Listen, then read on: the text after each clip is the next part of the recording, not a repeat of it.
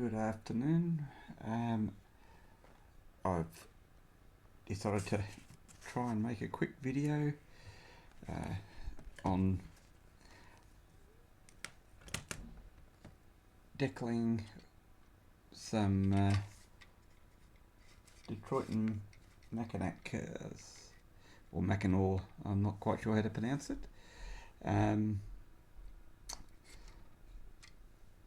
If you're an MN&S modeler, you'd be well aware that these ran on the MN&S quite a bit out to model stone, and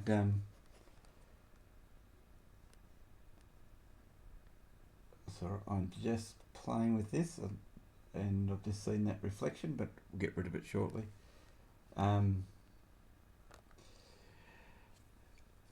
Yeah, they ran quite a bit out onto the High Line, out to model stone, and a ready mix plant. Can't remember what the industry was called, but the ready mix plant that was part way out there. Anyway, I've been doing a few of these, and I've got 3 decorated cars that I've done and weathered, getting reasonably close to finishing the weathering on those. I've got 4 that I'm still waiting to weather. I've started a bit of stuff on those, but I'll get into that maybe on a different video.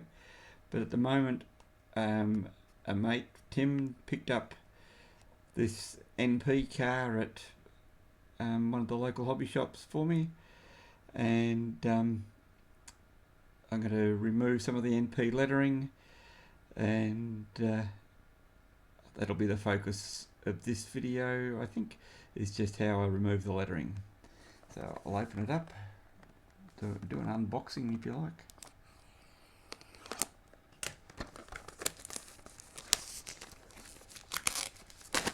The reason I'm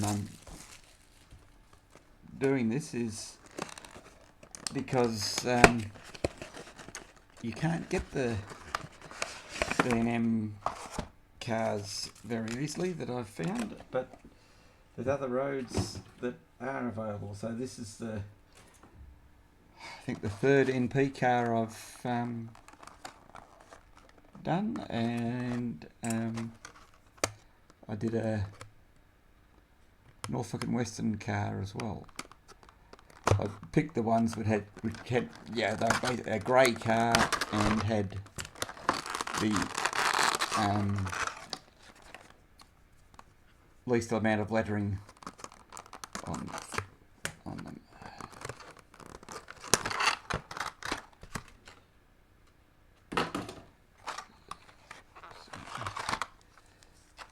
As you can see,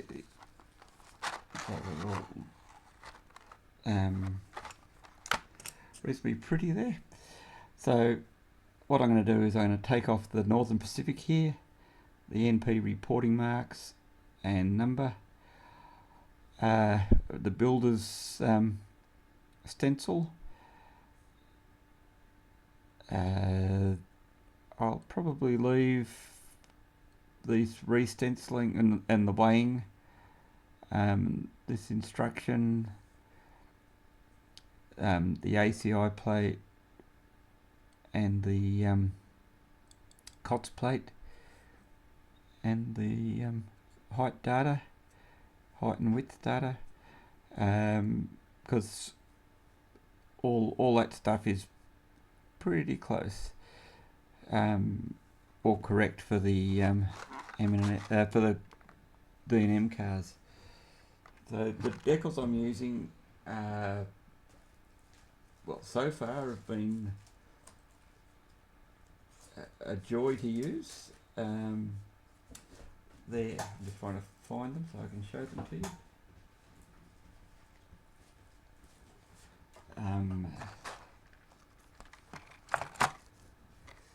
The K4 decals, Detroit and Mackinac 100-ton covered hoppers. So it's K4-DMCH MN&S-87A, and they're perfect for these cars. Everything that you need is there, I think.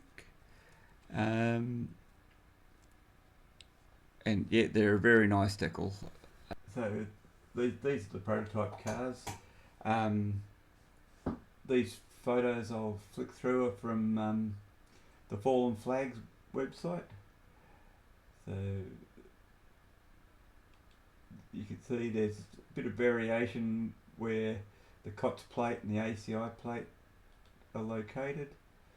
So that plate's in the right spot. There's no COTS plate on this one. It must be an earlier photo.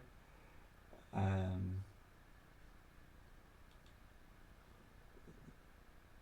COTS plate, the ACI plate seems to be missing there, and that's a later COTS plate, but the original one, 2-panel one, was probably located behind it in that blanked area, which is what I'm doing.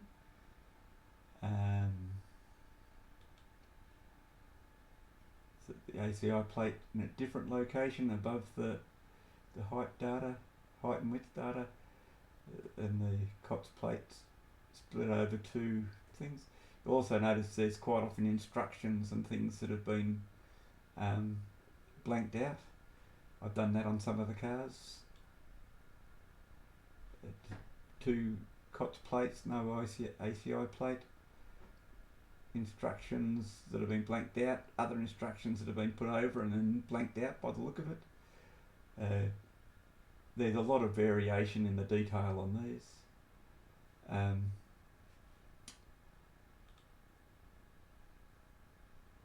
But you can find all these photos on the Fallen Flags website. I've also looked at the Canadian Freight Car Gallery. There's a few photos there which are of interest.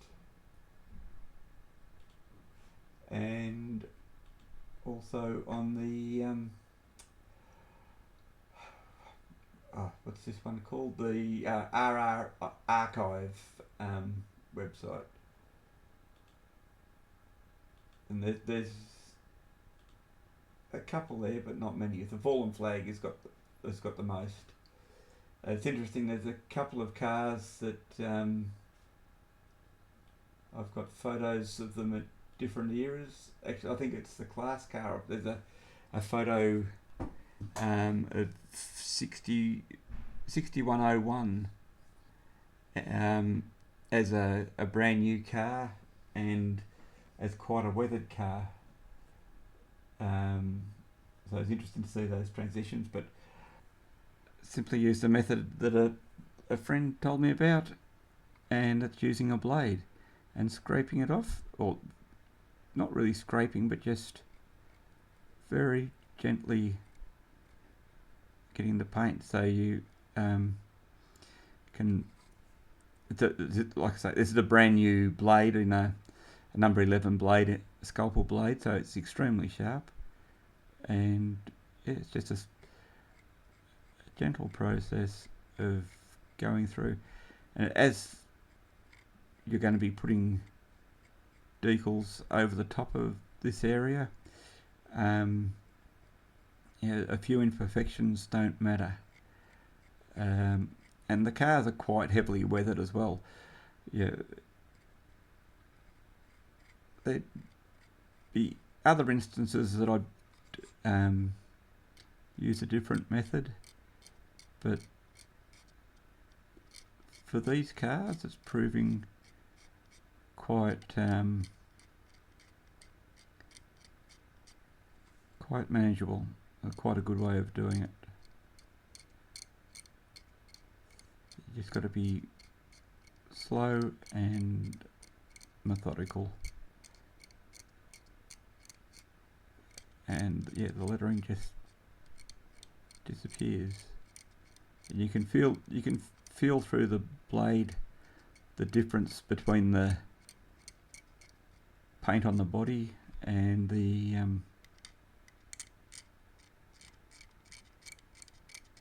paint on the car side.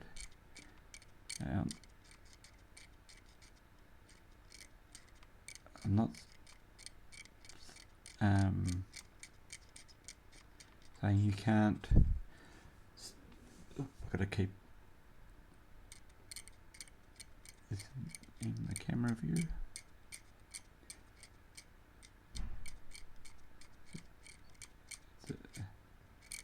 It is a very quick and simple process.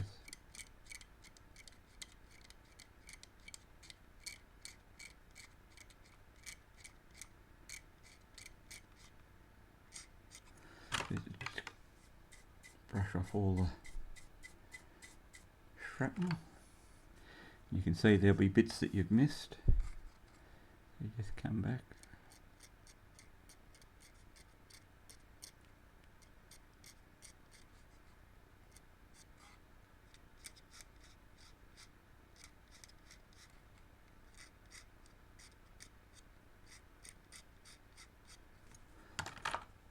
I'm sure that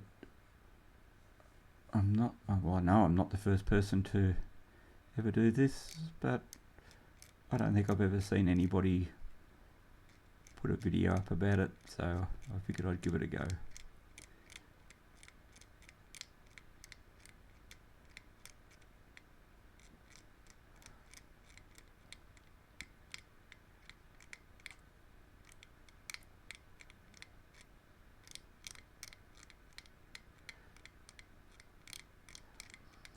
So with this car I'll have 10 of these, which is 20%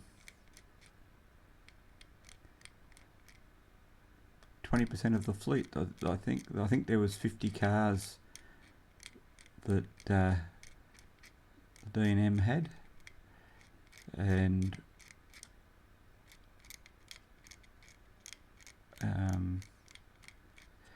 you quite often see 3 or 4 cars in photos going out on the High Line. So I figure if I've got 10, I could easily have 5 out on the High Line. Yeah, a couple spotted, a couple some going out, and others in trains in staging, waiting to come onto the layout. So I think 10's a good number. I might do more because I really do like them, and I'm quite enjoying the process of modelling these.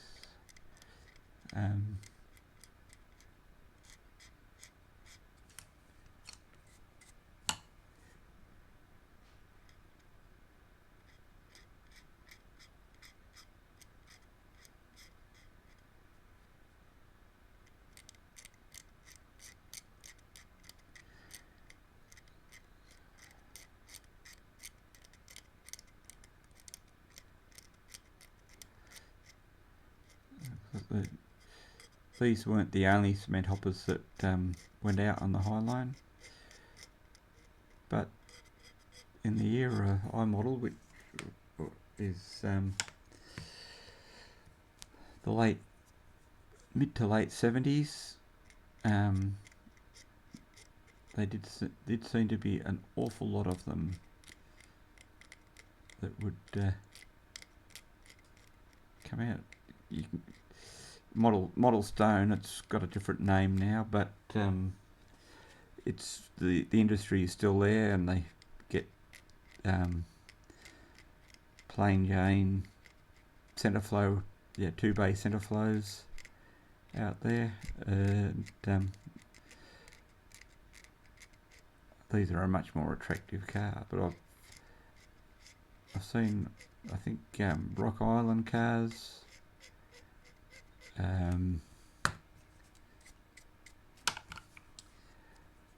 Chicago Northwestern,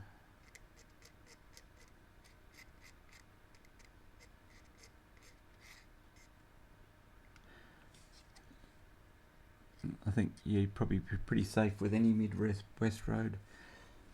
Don't know if you can see it, but yeah, the little PS2, no, it won't be PS2, it'll be PS3, I think, won't it?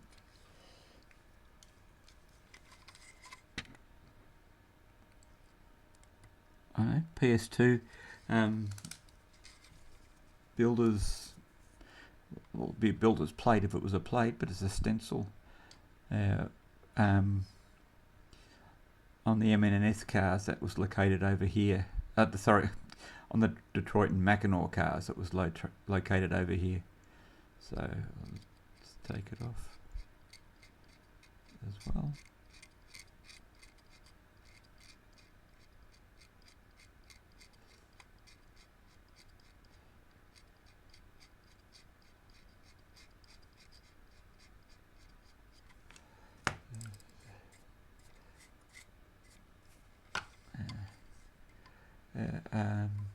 I think that's the only lettering. The build dates is okay, I think.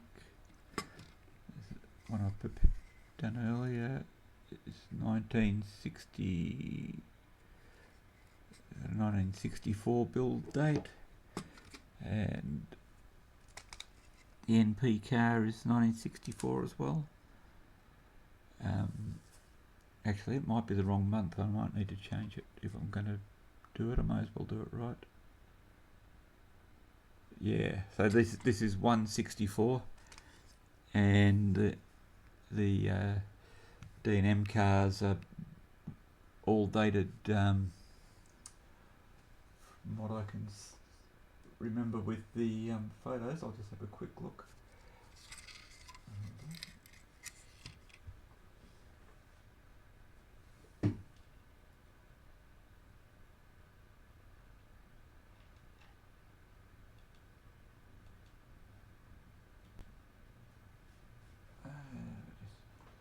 Find a car where we can see it easily, which is this one. It's a bit out of focus.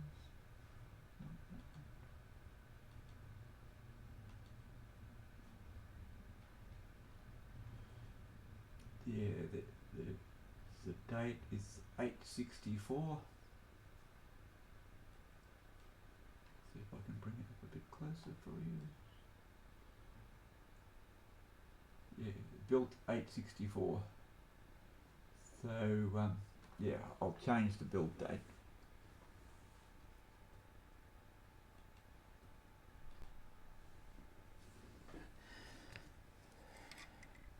The decals are on the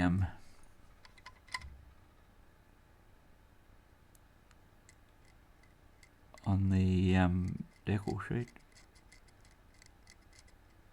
There's a lube date underneath it, which I haven't seen on these cars. So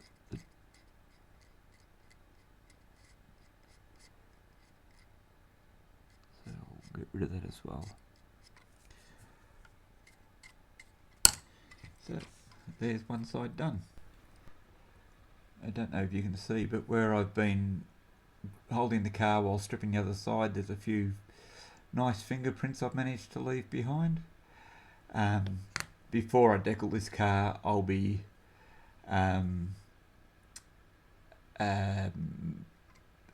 giving it a good wash, and then as the surface is all painted, the finish isn't necessarily a gloss finish, so I'm going to spray it with a gloss paint before I decal it. This you can probably see, if I can get this into the shot. I was using this brush to brush the remnants of the numbers and letters off, and I should have been using this one. This one's my cleaning brush.